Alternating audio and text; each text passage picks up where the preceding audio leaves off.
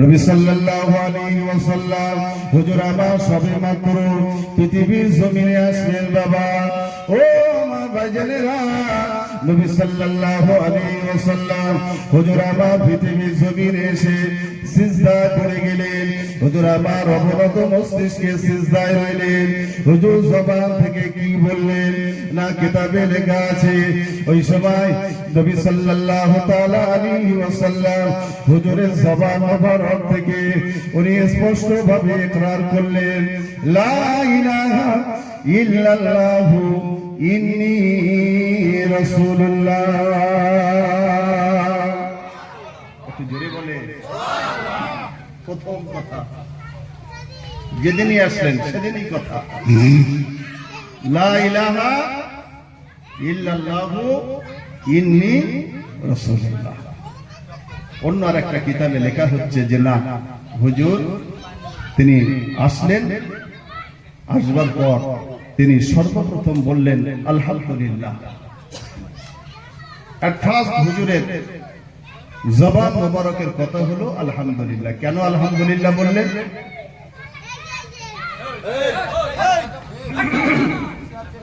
পৃথিবীর প্রথম মানুষ হযরত আদম আলাইহিস সালামকে আল্লাহ বানালেন। আদম আলাইহিস সালামকে বানানোর পর চার বড় বড় ফারিস্তা এনাদেরকে আল্লাহ ডাকলেন। এনাদের কাছে আবার 70,000 করে ফারিস্তা দিলেন। আল্লাহর আদেশ, আমার ফারিস্তারা, আদম আলাইহিস সালামকে আমি আল্লাহ নিজে হাতে বানালাম, আল্লাহর কুদরতি হাতে বানালেন। আদম আলাইহিস সালামের শরীরের ভিতর রূহটা দাও। সমস্ত ফারিস্তা আলাইহিমুস সালাম আমার আল্লাহ পাক রব্বুল আলামিন আমার আল্লাহর আদেশটা মান্যতার জন্য হযরত আদম আলাইহিস সালাম হুজুরের দেশে মোবারকে রূহটা দেবেন বাবা।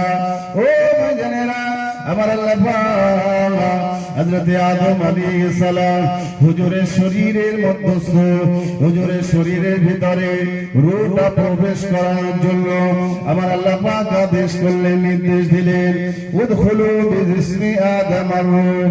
হযরত আদম আলাইহিস সালাম শরীরের ভিতরে রূহটা প্রবেশ করো। হযরত আদম আলাইহিস সালাম হুজুরের শরীরের ভিতরে রূহটা দেওয়া হলো। রূহ থাকে না, বার হয়ে যায়, আবার রূহ দেওয়া হলো, ওই রূহটা বার হয়ে যায়। আবার আল্লাহ পাক হযরত আদম আলাইহিস সালামের রূহকে জিজ্ঞাসা করলেন, ও রূহ একবার বলো, আমি আদম আলাইহিস সালামকে বানালাম, তুমি আদম আলাইহিস সালাম হুজুরের শরীরের ভিতরে কেন থাকছো না? রূহ শরীরে আছে, আপনি আমি জিন্দা। রূহ যখন বার হয়ে যাবে আপনি আমি, কথা বলেন, মুর্দা। প্রথম রূহটা আদম আলাইহিস সালামের শরীরে দিচ্ছেন না। প্রথম দিলেন, বার হয়ে গেছে, আবার দিলেন, বার হয়ে গেছে। যদি আপনি জিজ্ঞাসা করেন রূহটা কি, ইয়াসআলুনাকা আনির রূহ কুলির রূহু মিন আমরি রাব্বি। রূহটা হলো আল্লাহর আদেশের একটা পাত্র। পৃথিবীর কোন মানুষ এটাকে আটকে রাখতে পারে না। যত মজবুত ভাবে একে আবদ্ধ করতে চাই, আল্লাহ শুধু বলবেন আল্লাহর আদেশের পাত্র। আল্লাহ অর্ডার দেবেন, আল্লাহ হুকুম করবেন, আল্লাহ হুকুম করবার সঙ্গে সঙ্গে রূহটা বার হয়ে যাবে। আবদ্ধ বা আটক বা এটাকে বন্দী করে আমরা কেউ রাখতে পারবো না। রূহকে জিজ্ঞাসা করো, আদম আলাইহিস সালামের রূহ, তুমি থাকছো না কেন? আদম আলাইহিস সালামের রূহ আল্লাহকে বলছেন, আল্লাহ আদম আলাইহিস সালামের গোটা শরীরের ভিতরে এত অন্ধকার, থাকতে পারছি না। আমার আল্লাহ পাক ওই সময় হযরত আদম আলাইহিস সালাম আমাদের আদি পিতা হুজুরের শরীরে আল্লাহ নবী সাল্লাল্লাহু আলাইহি ওয়াসাল্লাম হুজুরের রূহ, হুজুরের শরীর মোবারকে নবী সাল্লাল্লাহু আলাইহি ওয়াসাল্লাম হুজুরের নূর মোবারক দান করে দিলেন। ও ভাইজানেরা, আমার আল্লাহ পাক হযরত আদম আলাইহিস সালাম আমাদের আদি পিতা হযরত আদম আলাইহিস সালামের শরীরের পিছনের অংশে পৃষ্ঠদেশ, এই পৃষ্ঠদেশে রাসূলের নূরটা যখন দিলেন, রাসূলের নূরটা দেওয়ার সঙ্গে সঙ্গে ওই সময় হযরত আদম আলাইহিস সালাম তিনি জিন্দা হয়ে গেলেন। জিন্দা হয়ে যাওয়ার পর হযরত আদম আলাইহিস সালাম সর্বপ্রথম তিনি একবার হাঁচি দিলেন, একবার হাঁচি করলেন। একবার হাঁচি দেওয়ার পর হযরত আদম আলাইহিস সালাম সর্বপ্রথম বললেন আলহামদুলিল্লাহ। জোরে বলুন। সবেমাত্র আদম আলাইহিস সালাম জিন্দা। কথা অনেক, আমি খুব সংক্ষেপ বলছি, প্রচুর কথা আছে এখানে, খুব সংক্ষেপ করে বলছি। প্রথম আদম আলাইহিস সালাম কথা বললেন আলহামদুলিল্লাহ। কেউ কেউ বলছেন নবী সাল্লাল্লাহু আলাইহি ওয়াসাল্লাম পৃথিবীতে এসে প্রথম বললেন লা ইলাহা ইল্লাল্লাহ ইন্নী রাসূলুল্লাহ। কেউ বলছেন না, আদম আলাইহিস সালাম যেহেতু প্রথম আলহামদুলিল্লাহ বললেন, রাসূল সাল্লাল্লাহু আলাইহি ওয়াসাল্লাম ইনি আলহামদুলিল্লাহ বললেন। একটু জোরে বলুন সুবহানাল্লাহ। হযরত আদম আলাইহিস সালাম দেখছেন আমার পিছনের দিকে সমস্ত ফেরেশতারা, আমার সমীপে আদম আলাইহিস সালামের সম্মুখে কোনো ফেরেশতা নেই। হযরত আদম আলাইহিস সালাম আমার আল্লাহকে বললেন রব্বি আল্লাহ, দয়াময় আল্লাহ পাক, যে সমস্ত মালায়েকা ফেরেশতা এরা যে আমার পিছনের দিকে, এরা কেন আমার পিছনের দিকে আছে?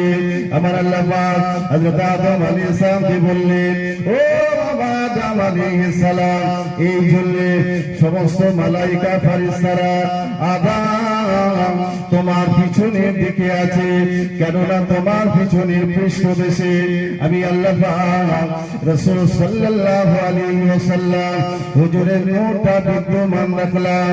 রাসূলের নূরটা জিয়ারতের জন্য ওই সমস্ত মালায়েকা, ওই সমস্ত ফেরেশতা আলাইহিমুস সালাম গণেরা ওরে আদম তোমার সমীপে আসে না, রাসূলের নূর জিয়ারতের জন্য ওরা পিছনে দাঁড়িয়ে যায়। জোরে বলুন। আদম আলাইহিস সালাম আল্লাহকে বললেন আল্লাহ, আমিও রাসূলের নূর দেখব, তবে আমার পৃষ্ঠদেশে না, আমার সমীপে। রাসূলের নূর মোবারকটা আদম আলাইহিস সালামের পেশানি মোবারকে রাখা হলো। পেশানি। সমস্ত ফেরেশতারা সমীপে চলে আসলেন।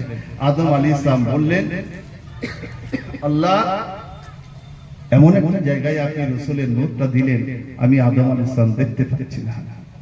আচ্ছা বাপ, কপালে যদি কিছু থাকে, আয়না ছাড়া এই যে আমাদের চক্ষুদ্বয় আছে, এই চোখের মাধ্যমে কপালের কোনো অংশ আমরা দেখতে পাই? পাই না।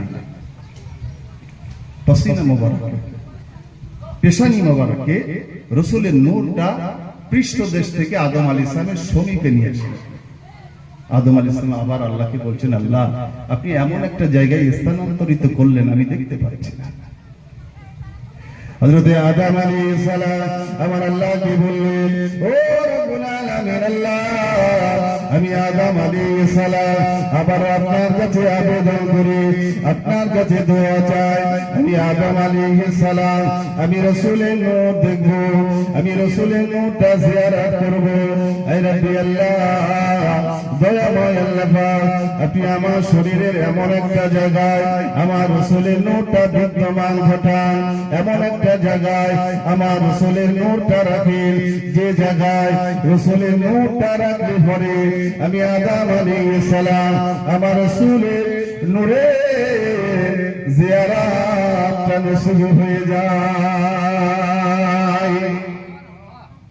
নবী আসেননি, পৃথিবীর প্রথম মানুষ আদম, সেই সময় রাসূলের কথা হচ্ছে, আমি এটাই বলতে চাইছি।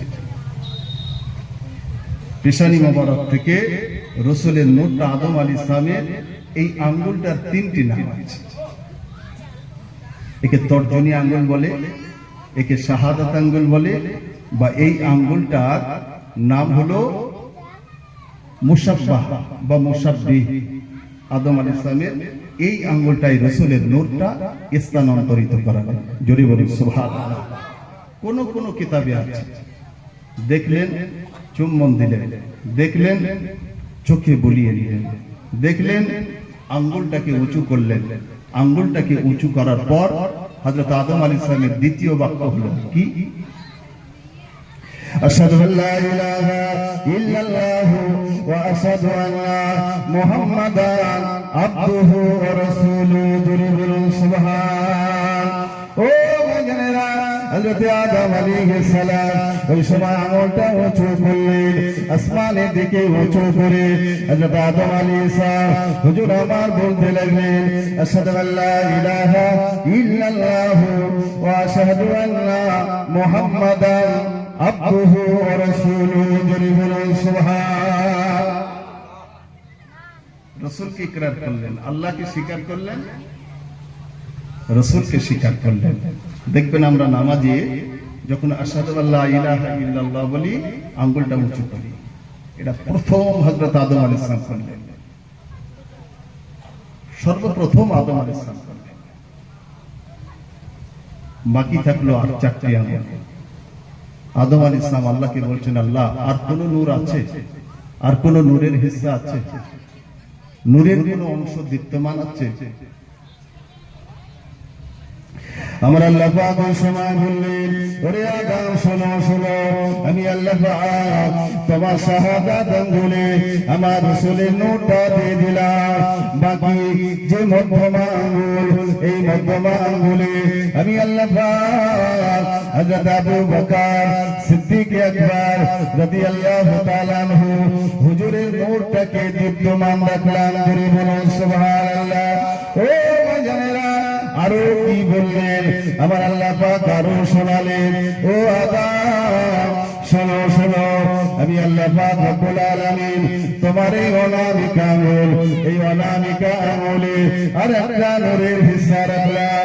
ওই নূরের হিস্সাটা কার হিস্সা? নই নূরের হিস্সাটা হযরত ফারুক আযম রাদিয়াল্লাহু তাআলা আনহু হুজুরের নূরের হিস্সাটা রাখলাম। ও ভাইজানেরা, আমার আল্লাহ পাক আমার আরো জানিয়ে দিলেন, ওরে আদম আলাইহিস সালাম শোনো শোনো, তোমার যে কনিষ্ঠ আঙ্গুল, এই কনিষ্ঠ আঙ্গুলে হযরত উসমান গনি রাদিয়াল্লাহু তাআলা আনহু নূরের হিস্সাটা দীপ্তমান রাখলাম। ও বাবা আদম শোনো, শুনে রেখে দাও, আমি আল্লাহ পাক তোমার এই যে বৃদ্ধ আঙ্গুল, এই আঙ্গুলটায় আমি আল্লাহ পাক যে নূরটা দীপ্তমান রাখলাম, ওটা হলো হযরত আলী রাদিয়াল্লাহু তাআলা আনহুর নূরের হিস্সা। বলে সুবহানাল্লাহ। হযরত আদম আলাইহিস সালামের 5টা আঙ্গুলে মুশাব্বি বা তাশাব্বুহ, এই আঙ্গুলে রাসূলের নূর ছিল। আবু বকর আসবেন আল্লাহ জানেন, উসমান হবে আল্লাহ জানেন, ফারুক আযম হবে আল্লাহ জানেন, হযরত আলী হবে আল্লাহ জানেন। একটা হিস্সা রেখে দিল। তা যদি না হবে, নূহ আলাইহিস সালামের সময় যে মহাপ্লাবন হলো, কিস্তি তৈরি হলো, ওই কিস্তিতেও হযরত আবু বকর, হযরত উমর, হযরত উসমান, হযরত আলী হুজুরদের নাম লেখা হয়েছিল। জোরে বলুন সুবহানাল্লাহ। এই আলোচনার প্রসঙ্গটা আলাদা, যেহেতু আজ নবী দিবস, এজন্য নবীর কিছু কথা বলছি। সূচনা লগ্ন থেকে নবী, 570 খ্রিস্টাব্দ থেকে নয়। হযরত আদম আলাইহিস সালামের পিরিয়ডে আলোচনা হলো, শীশ আলাইহিস সালামের পিরিয়ডে আলোচনা হলো, হযরত ইউনূস আলাইহিস সালামের পিরিয়ডে আলোচনা হলো, ইব্রাহিম আলাইহিস সালামের পিরিয়ডে আলোচনা হলো।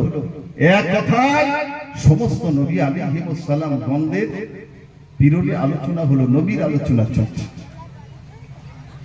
হযরত আদম আলাইহিস সালাম যখন আঙ্গুলটা তুললেন, আসমানের দিকে তাকালেন, আসমানের দিকে তাকানোর পর আদম আলাইহিস সালাম উনি একটা বিবৃতি দিলেন, বিবরণ দিলেন ছেলের কাছে।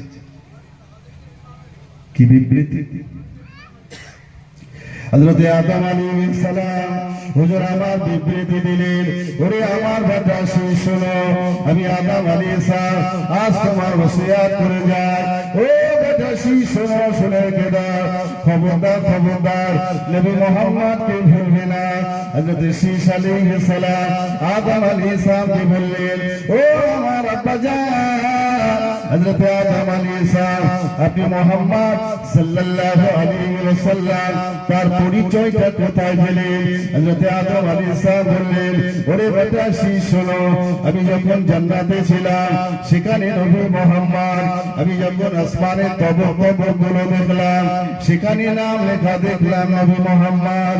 জান্নাতে দরজায় দরজায় জানালায় গাছের পাতাতে নাম লেখা দেখলাম, ওই নামটা ছিল নবী মুহাম্মদ।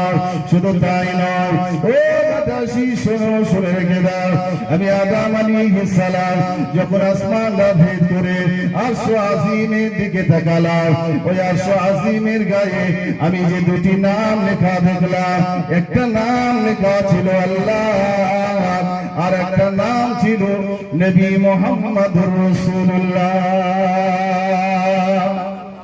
জোরে বলে, জান খুলে বলে নবী সবেমাত্র আসলেন সিজদাহানে, উনি বললেন লা ইলাহা ইল্লাল্লাহ ইন্নী রাসূলুল্লাহ, অথবা উনি বললেন আলহামদুলিল্লাহ।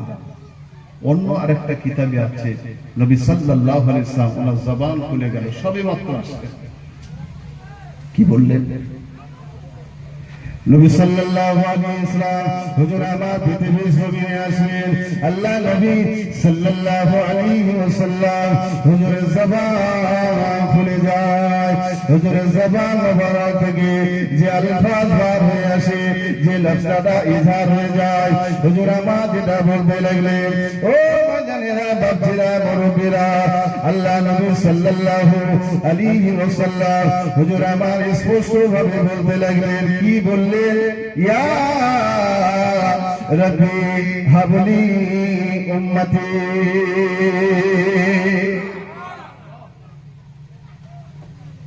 কোন কথাটা তো গুরুত্বহীন নয়। মা আমিনা বলছেন, আমি আরো আশ্চর্য কিছু দেখলাম। নবী সবেমাত্র আসলেন, ঘরটা আলোয় আলোকিত, মক্কা নগরী আলোয় আলোকিত, শাম সিরিয়া পর্যন্ত আলোয় আমি দেখতে পেলাম। আমার আগে হুজুর আলোচনা করছিলেন, আমি বিষয়ও যাব না, আমি এসেছি তো সেই মাগরিবের নামাজ বাদী হুজুরের ওয়াজ শুনলাম, মাওলানা আবুল ফারাজ সাহেব হুজুরের ওয়াজ শুনলাম। নবী দিবস যাতে এক আলোচনা না হয়ে যায়, আজ একটু সময় ছিল, অনেক আগে আপনাদের খিদমতে এসেছি। আরো তাজ্জুব বিষয়, কি তাজ্জুব, হাজী সাহেব থাকলে জানবেন, কাবা শরীফ যে মাহতাব অর্থাৎ যে জায়গায় তওয়াফ হয়, দুটি মহামূল্যবান পাথর আছে, একটা হলো হাজরে আসওয়াদ আর একটা হলো মাকামে ইব্রাহিম। মাকামে ইব্রাহিমটা কাবা বাইতুল্লাহ একেবারে ৫-৭ হাত দূরে, সোনা একেবারে জিঞ্জির বলুন বা স্বর্ণ দিয়ে কাঁচ দিয়ে ঘিরে রাখা হয়েছে, যেখানে হযরত আদম আলাইহিস সালাম তার পায়ের পদচিহ্ন স্পষ্ট, তাম বিশ্বের মানুষ দেখছেন। ওই মাকামে ইব্রাহিমটা রাসূল সবেমাত্র আসলেন, সিজদায় পড়ে গেলেন, একটু জোরে বলেন সুবহানাল্লাহ।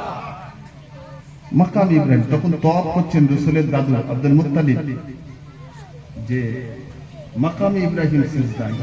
মাকামে ইব্রাহিমটা কি? কাবা অনেকবার সংস্কার হলো, আদম আলাইহিস সালাম আপনার ইব্রাহিম আলাইহিস সালাম সব থেকে বেশি ভূমিকা পালন করলেন। নাগালের বাইরে যখন ভাড়া হয়নি, উপক্রমটা কি ছিল? ওই পাথর যখন নাগালের বাইরে গেছে, সুন্দরভাবে ওই পাথরটা ইব্রাহিম আলাইহিস সালামকে উঁচু করে তুললেন। যখন নিচেই প্রয়োজন হলো, আবার পাথরটা আস্তে আস্তে একেবারে লিফটের মতো নিচেই নেমে যায়। জোরে বলে সুবহানাল্লাহ।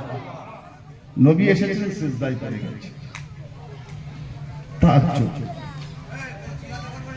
ভাই আমার, বাপজি মুরব্বিয়ানেরা আমার, হযরত আদম আলাইহিস সালাম যে পাথরের উপর দাঁড়িয়ে দাঁড়িয়ে, যে পাথরের উপর দাঁড়িয়ে দাঁড়িয়ে আমার কাবা বাইতুল্লাহ, এই কাবা বাইতুল্লাহ সংস্কার করেছিলেন। ও ভাইজানেরা আমার, আল্লাহ পাক রব্বুল আলামিন হযরত ইব্রাহিম আলাইহিস সালামকে বললেন, ও ইব্রাহিম আলাইহিস সালাম আমার কাবা বাইতুল্লাহ সংস্কার করলে আমি আল্লাহ রাজি হয়ে গেলাম। আমি আল্লাহ খুশি হয়ে গেলাম, আমি আল্লাহ সন্তুষ্ট হলাম। ও ইব্রাহিম আলাইহিস সালাম, আমি আল্লাহ পাক তোমার উপর রাজি হলাম। বলো বলো আজ তুমি কি চাও? ও নবী ইব্রাহিম, আজ তুমি যেটাই চাইবে আমি আল্লাহ পাক মঞ্জুর করব।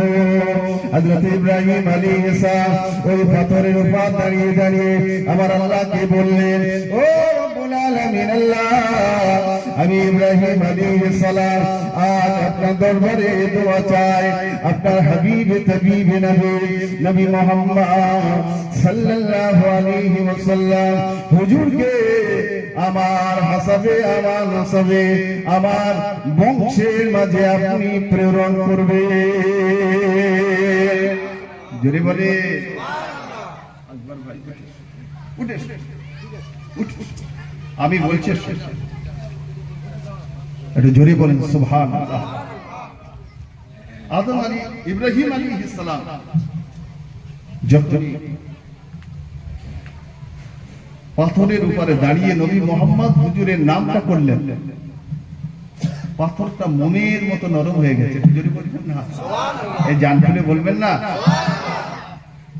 तमाम বিশ্ববাসীর কাছে এই নিদর্শনটা দেখানোর জন্য আল্লাহ পাক ইব্রাহিম আলাইহিস সালাম একটা কাদায় নরম মাটিতে পা দিলে যেমন পুঁতে যায় বা একটা পদচিহ্ন হয়, পায়ের একটা ছাপ পড়ে, শক্ত কঠোর কঠিন পাথরের উপর ওই পাথরটা নরম হলো।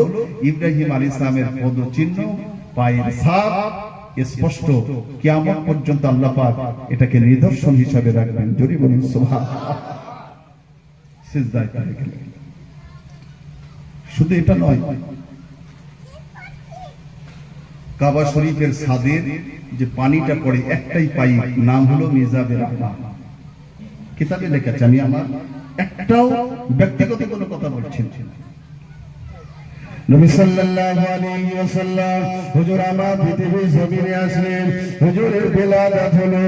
ও ভাইজানেরা, মাকামে ইব্রাহিম শুধু সিজদায় পড়ল না, মাকামে ইব্রাহিম শুধু সিজদায় গেল না, আল্লাহর কাবা বাইতুল্লাহ, এই কাবা বাইতুল্লাহর ছাদের যে পানি, যে নল দিয়ে বার হয়, ওই নলটার নাম হলো মিজাবে রহমান।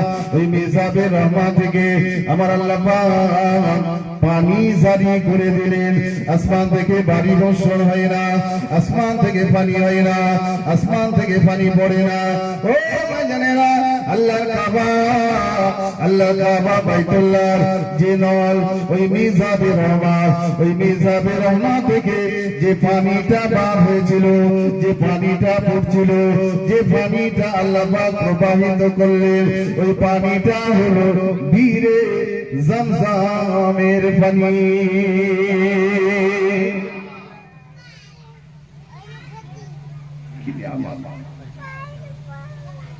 কোন কিতাবে লেখা আছে, অতিরঞ্জিত কথা, যে আল্লাহর কাবা নবী সবে মাত্র এসেছেন, কাবা বাইতুল্লাহ ও সিজদায় পড়ে গেলেন। জোরে বলবেন না।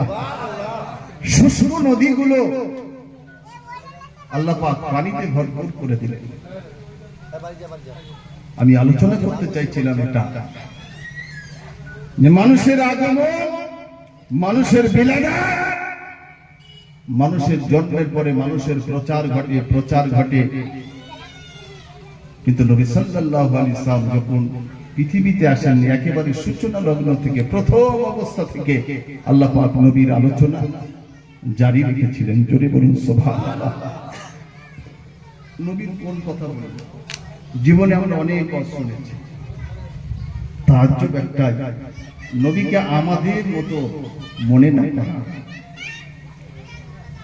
কিছু কিছু ক্ষেত্রে তাকবিয়াতুল ঈমান, তাহযীরুন নাস, কিতাবে লেখা আছে যে নবী আমাদের মতো বড় ভাইয়ের সমতুল্য। সকলে বলেন আস্তাগফিরুল্লাহ, নাউযুবিল্লাহ।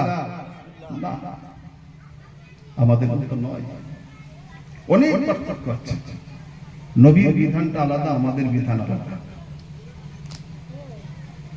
নবীর বিধান আলাদা, আমাদের বিধান আলাদা। নবীর বিধানটা কি? আমাদের জন্য যেমন 5 ওয়াক্তের নামাজ ফরজ, রাসূলের জন্য কয় ওয়াক্ত নামাজ ফরজ ছিল? কথা বলে না। রাসূলের জন্য 6 ওয়াক্তের নামাজ ফরজ ছিল, এক্সট্রা তাহাজ্জুদের নামাজটা ফরজ ছিল। আমরা ঘুমালে আমাদের ওযু নষ্ট হয়ে যায়, রাসূল সাল্লাল্লাহু তাআলা আলাইহি সাল্লাম ঘুমালে ওযু নষ্ট হয় না। একটু জোরে বলবেন না। নামাজের মধ্যে আমরা যদি কারোর সঙ্গে কোনো কথাবার্তা বলি নামাজ টুটে যায়। রাসূল সাল্লাল্লাহু তাআলা আলাইহি সাল্লাম যদি এমন কিছু করতেন না, সমস্ত পৃথিবীর সমস্ত মসজিদে, বিশেষ করে ফজরের ওয়াক্তে মুয়াজ্জিন সাহেব আযান দেন, সালাতু খায়রুম মিনান, আসসালাতু খায়রুম মিনান নাওম। অর্থটা কি? অর্থ হলো এই, ঘুম অপেক্ষা নামাজ উত্তম। কিন্তু রাসূলের ক্ষেত্রে আসসালাতু খায়রুম মিনান নাওম নয়, বরং রাসূলের ক্ষেত্রে আর নাওম খায়রুম মিনাস সালাত, নামাজ অপেক্ষা আপনার ঘুম উত্তম। একটু জোরে বলি সুবহানাল্লাহ। আপনি বলবেন হুজুর তা কি করে সম্ভব? সবথেকে বড় ইবাদত, আজমাত ইবাদত, সেটা হলো নামাজ। এজন্য সালাতু খায়রুম মিনান নাওম বলা হয়। কিন্তু রাসূলের ক্ষেত্রে আর নাওম খায়রুম মিনাস সালাত, নামাজ অপেক্ষা ঘুম উত্তম। আপনি এই কথা বলছেন, এটা তো মানা যায় না। একদা এক সময় রাসূলের একটা ওয়াক্তের নামাজ কাজা, ওয়াক্তটা ছিল ফজর। হুজুরের ঘুম ভেঙে গেছে। হযরত বেলালকে বললেন, বাবা বেলাল আমাকে ডাকলে না? ডাকনি আমাকে।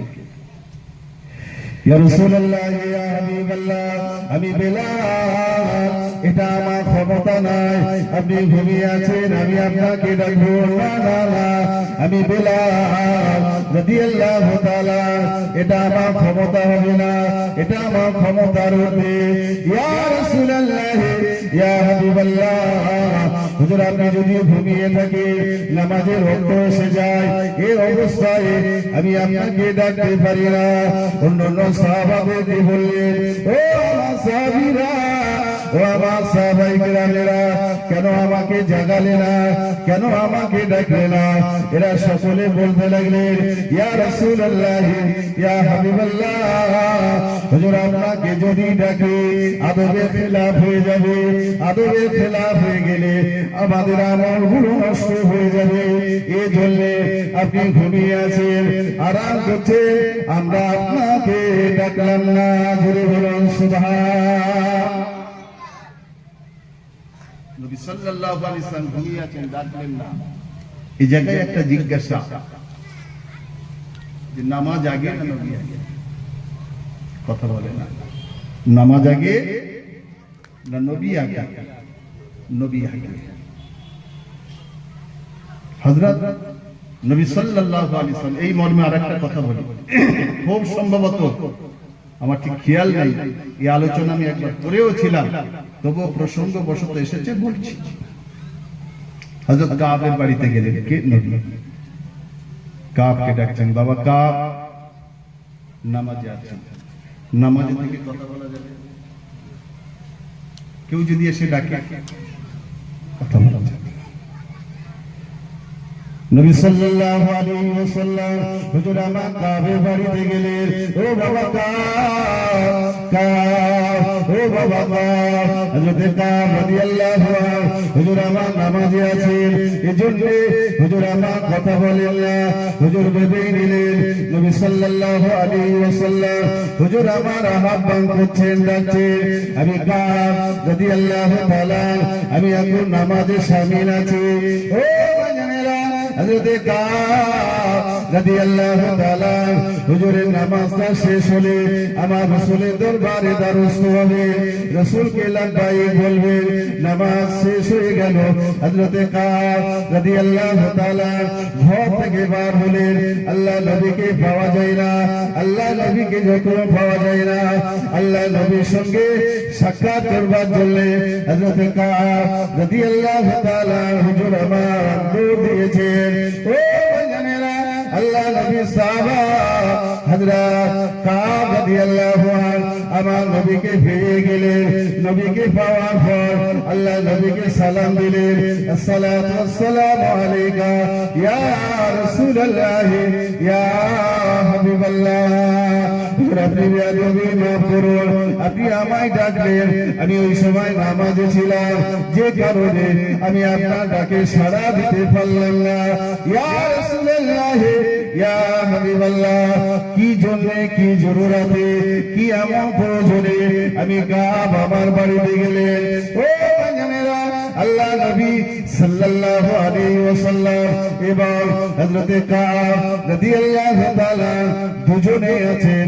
আমার আল্লাহ পাক জিবরাইলকে ডাকলেন, ও জিবরাইল আমিন, আর দেরি নয়, দেরি করো না, যাও যাও। আমি আল্লাহ পাক জানিয়ে দিলাম, আমি আল্লাহ পাক ঘোষণা দিয়ে দিলাম।